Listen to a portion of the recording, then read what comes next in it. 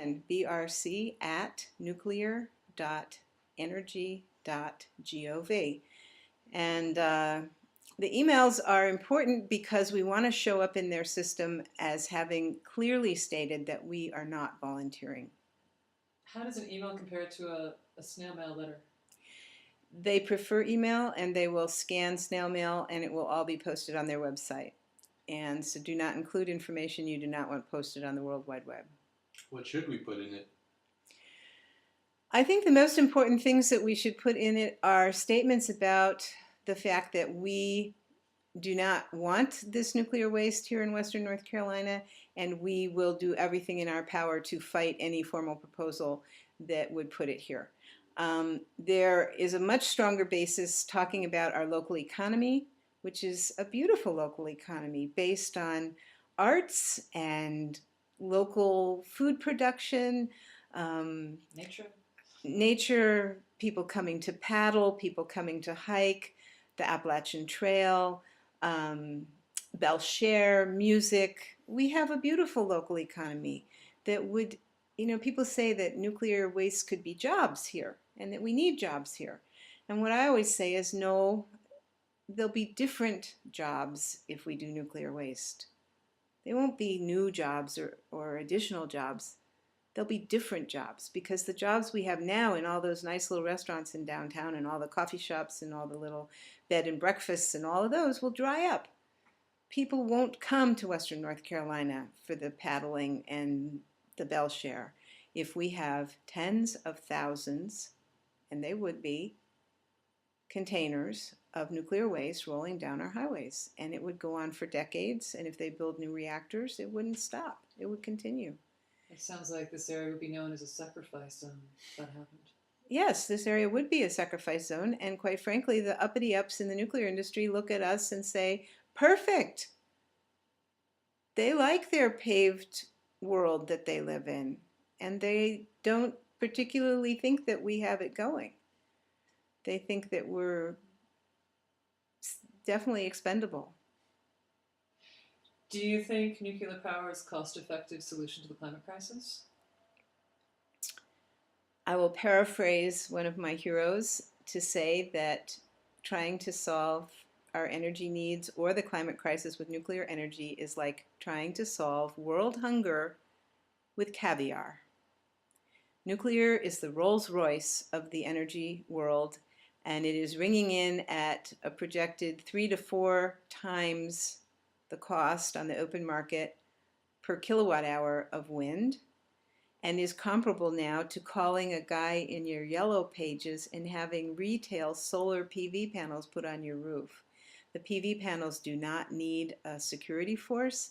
They don't need millions of gallons of water to cool the system. They don't have the possibility of blowing up like the Fukushima reactors, and they will not produce the type of waste that we've been talking about. So when you add all of those expenses that nuclear carries to the real cost, solar is already really cheap by comparison. So no, nuclear is not a cost-effective way, and I haven't even said the real truth, which is that harnessing the energy that's currently wasted in our system, which is in the United States almost 50% of what we make of this electric power right now, the end user wastes. And they can still have the same services. I'm not talking conservation here. I'm talking just not pouring it on the ground, wasting it, having insulation in our roofs so the heat doesn't go out, having windows that prevent the escape of heat, caulking, all of those things are 8 to 12 times more cost effective per dollar invested than building a new nuclear reactor when it comes to climate.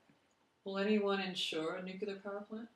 No, nuclear has never enjoyed commercial insurance. Back in the 1950s when the first reactors came online, even Lords of London said they would not insure nuclear power. So there is a law in the United States called Price-Anderson, introduced by Mr. Price and Mr. Anderson in the late 1950s, that requires the nuclear industry to self-insure, and then they have a liability cap at $10 billion. The Fukushima disaster has not yet been projected for true cost, but the Chernobyl disaster went well over 500 billion.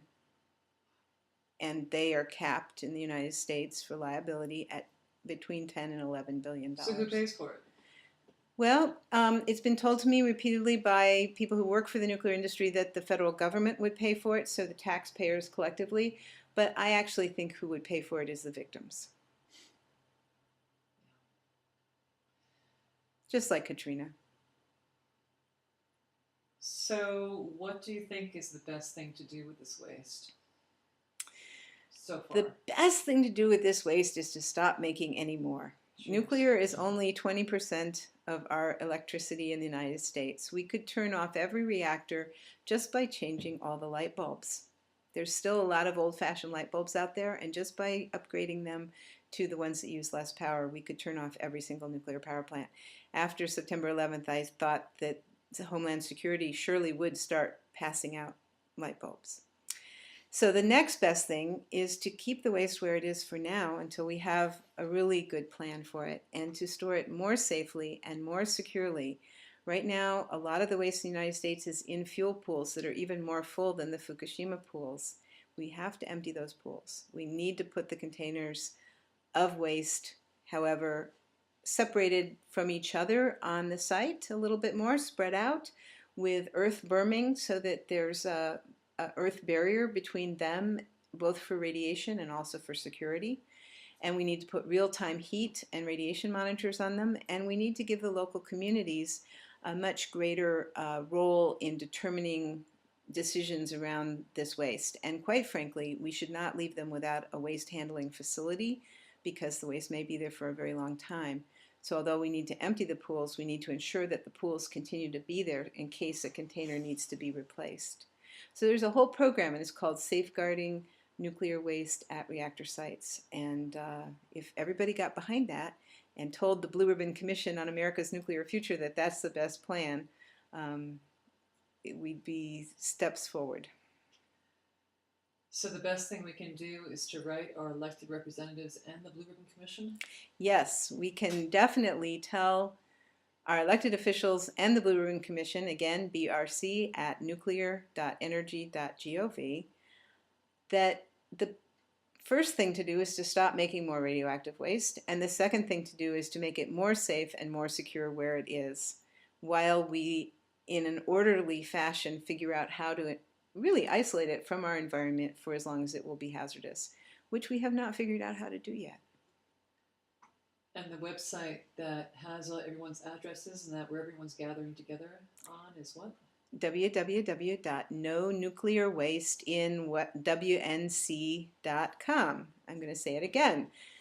NoNuclearWasteInWNC.com. And that's all one word till you get to the .com. And what's on that website? Information about this campaign, all the addresses to elected officials and to the Blue Ribbon Commission, and sample letters and events and ways to plug in to people who meet weekly on this issue. Okay, well, Mary Olson, thank you so much. And everyone, write your emails, please. Thank you.